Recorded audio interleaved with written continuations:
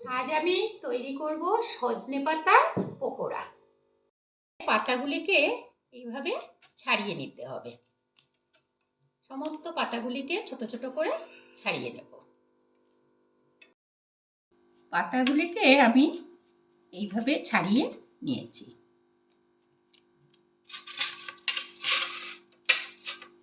দিয়ে দেব বেসন,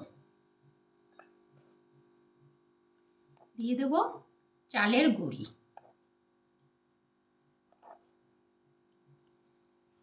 দিয়ে দেব লবণ, দিয়ে দেব হলুদ গুঁড়ো আর কাঁচা লঙ্কা কুচি।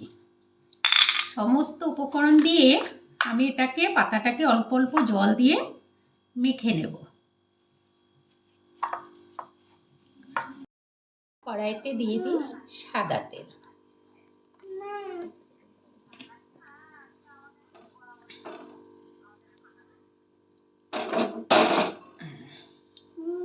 এবার আমি ছোট ছোট করে পকোড়াটা তৈরি করব।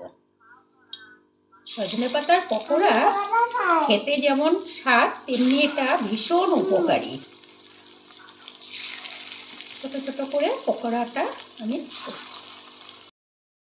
আমার পকোড়াগুলি ভাজা হয়ে গেছে।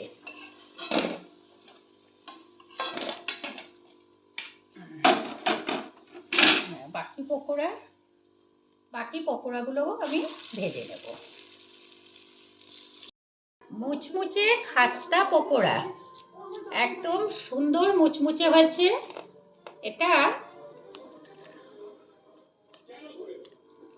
খুব সুন্দর। আপনারা একবার এটা বাড়িতে অবশ্যই বানিয়ে খেয়ে দেখবেন এবং আমাকে ভালো লাগলে লাইক করবেন, শেয়ার করবেন আর কমেন্টস করে জানাবেন আপনাদের কেমন লেগেছে।